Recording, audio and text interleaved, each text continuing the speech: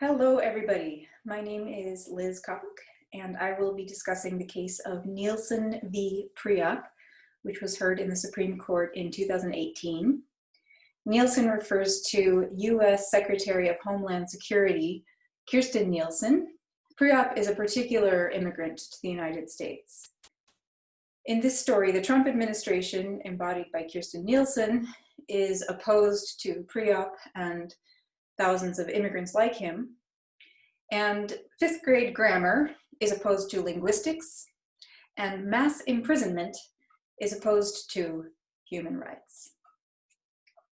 Moni Preap was born around 1977 in a refugee camp, so he is stateless, to Cambodian parents who were escaping the Khmer Rouge, like the individuals depicted in this background photo. In 1981, he started living lawfully in the United States, and some years later, he served a jail sentence for possession of marijuana, which ended in 2006. In 2013, he was taken into federal custody, and he has remained in federal custody ever since. In 2018, he was represented in the Supreme Court by the ACLU in this Supreme Court case, Nielsen v. Preap. The questions that they took up in the Supreme Court case were, 1, was Moni Preap lawfully detained in 2013? And 2, can he be released now? The statute under which he was taken into custody is this one, which reads, the Attorney General shall take into custody any alien, and by alien they mean any person who is not a citizen or national of the United States, so that includes green card holders, so it's a very broad class of individual. Any alien who A, is inadmissible by reason of having committed any offense, blah, blah, blah. B, is deportable by reason of having committed some offense. C, is deportable on the basis of an offense for which the alien has been sentenced to a term of imprisonment for at least 1 year, or D, is inadmissible or deportable when the alien is released without regard to various things. So the structure of it is, the Attorney General shall take into custody any alien who meets any of the criteria A through D when the alien is released. What does released mean? They are talking about the custody that the alien was in before, as a consequence of having been judged guilty of some prior offense. So this makes sense, especially with condition C, is deportable on the basis of an offense for which the alien has been sentenced to a term of imprisonment of at least 1 year. It would be when the alien is released from that term of imprisonment. It's not clear what to do about cases where you have an individual who meets one of criteria A through D but was never previously incarcerated. There seems to be a bit of a presupposition failure there, but I will not be focusing on that particular interesting issue in the interpretation of this statute. That was paragraph 1. Paragraph 2 reads, the Attorney General may release an alien described in paragraph 1 only if the Attorney General decides that release of the alien from custody is necessary to provide protection to a witness, a potential witness, blah, blah, blah. In a nutshell, paragraph 1 says, the government shall take into custody any alien who A through D when the alien is released. Paragraph 2 says, an alien described in paragraph 1 may be released only for witness protection purposes. How does this apply to Moni Preap? Well, his jail sentence for possession of marijuana ended in 2006. He was taken into federal custody in 2013. There's a 7-year gap between 2006 and 2013. So arguably, this is not when. Reasonable people can disagree about what constitutes when. Is it the same day? Is it the same week? Is it the same month? But 7 years later is not when. When implies simultaneity at some reasonable level of granularity, and 7 years is an unreasonable level of granularity. Okay, so it's not when. That is the core of the argument that Cecilia Wang made before the Supreme Court. So here she is depicted in a courtroom drawing. And her argument is 7 years later is not when, so Preap should not have been detained in the first place, and he is not described in paragraph 1, so paragraph 2 does not prevent the government from releasing him now, and he should be released. Neil Gorsuch had a response to Cecilia Wang's argument, and to dramatize it, I will make use of footage from John Oliver's Real Animals Fake Paws campaign, which is all about making Supreme Court cases more accessible to the general public. So Neil Gorsuch will be represented as a bulldog in this clip. You've hinged a lot on the language, and you've told us to ignore what's happened after 1996, and in response to Justice Sotomayor, went back to that language when the alien is released. But if we're going to focus really carefully on the language, what do we do about the fact that that is an adverbial phrase? And you're asking us to suggest that it modifies the noun alien and limits the class of aliens that are involved. Alien's a noun. Adverbs don't usually modify nouns. They usually modify verbs. And the verb here is shall take into custody. So why isn't it that the duty shall take into custody is modified by the adverb when the alien is released? Okay, and so the government's obligation begins at that moment. We know that's when the shall take into custody duty starts. But the class of aliens, the who, the noun, has nothing to do with the adverb. Now, that's the question my fifth grade grammar teacher would have, all right? And so I pose it to you. Well, I think I'm a grammarian, too. The reason why, Justice Gorsuch, is that sometimes adverbial phrases do describe a noun, just as they do in this statute. So first, for all the reasons I've already said. Usually they modify the verb.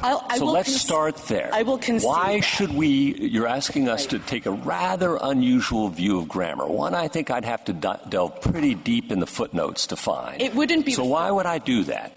It wouldn't be the first time Congress tortured grammar, but. This I cannot argue with you about. Right. Notice that Cecilia Wang just said that her interpretation of the statute involves torturing grammar, and this will come back to bite her. So two reasons, Justice Gorsuch.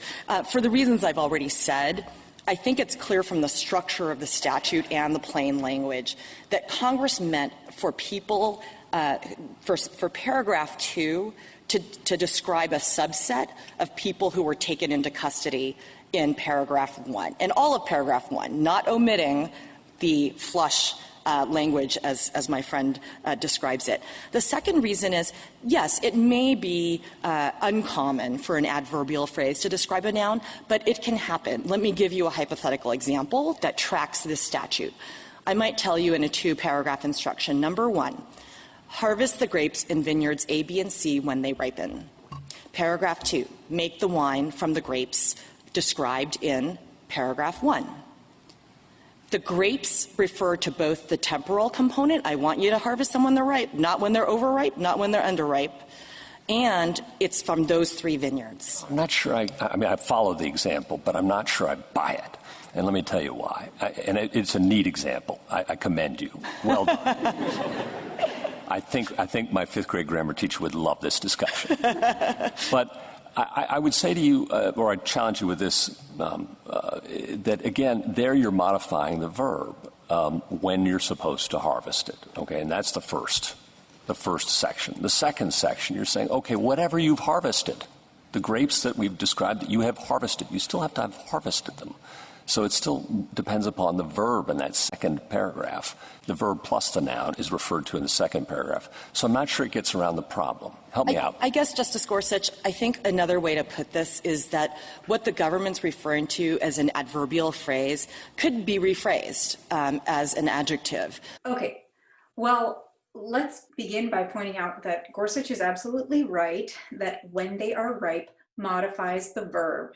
Gorsuch is also right that in Cecilia Wang's example, the grapes described in paragraph 1 are the grapes that were harvested. So the verb goes into the description of the grapes in question. What this shows is that to be described in paragraph 1 is to undergo a process depicted in paragraph 1. An analogous parse of the statute would have the adverb modifying the VP take into custody any alien who A through D. This is the structure that Cecilia Wang wants to argue for. Gorsuch suggests another parse, which is a viable parse, where the when the alien is released adverbial phrase modifies shall take into custody any alien who A through D. And so Cecilia Wang's duty would be to argue against this parse, trying to argue that when the alien is released modifies the noun and serves as an adjective is a hopeless game, and acting like her argument rests on that obviously false claim is going to make her lose the case. Well, it made her lose the case. The decision was 5-4 against Moni Preap. This has massive, enormous consequences. As this news article points out, this 5-4 decision permits the government to arrest and imprison undocumented individuals and green card holders, people who are legally here but not citizens, who were released from custody years, even decades ago. Even immigrants convicted in the distant past of a minor crime like possession of a stolen bus transfer may now be apprehended and detained without bond. Here's the reasoning that they gave in their opinion. First, since an adverb cannot modify a noun, this statute's adverbial clause, when the alien is released, does not modify the noun alien, which is modified instead by the adjectival clauses appearing in subparagraphs A through D. Furthermore, they wrote, the meaning of described, as it appears in paragraph 2 of this statute, namely to communicate verbally an account of salient identifying features, as Webster's gives it, is the relevant definition, since the indisputable job of the description in paragraph 1 is to identify for the secretary which aliens she must arrest immediately when they are released. Secretary Nielsen. The when released clause could not possibly describe aliens in that sense. The dissent attempted to combat this line of argumentation using the following example. The well-behaved child was taken by a generous couple to see Hamilton. That sentence, written in the passive voice, describes the child not only as well-behaved, but also as someone taken by a generous couple to see Hamilton. I agree. I don't think that it's relevant to bring up the passive voice here, but in any case, this was not sufficient to convince the majority of the error of their ways. The majority argued, thirdly, moreover, Congress's use of the definite article in when the alien is released indicates that the scope of the word alien has been previously specified in context. Thus, the class of people to whom the alien refers must be fixed by the predicate offenses identified in subparagraphs A through D. I don't think they teach this in 5th grade, but definite descriptions can have bound variable uses, much like resumptive pronouns. So a definite description could be used as a bound variable mid-description.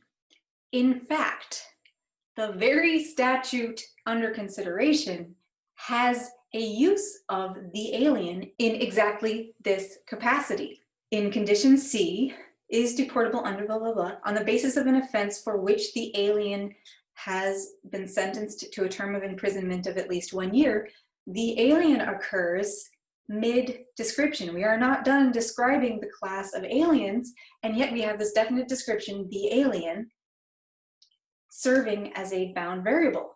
Well, they didn't know that, and nobody told them.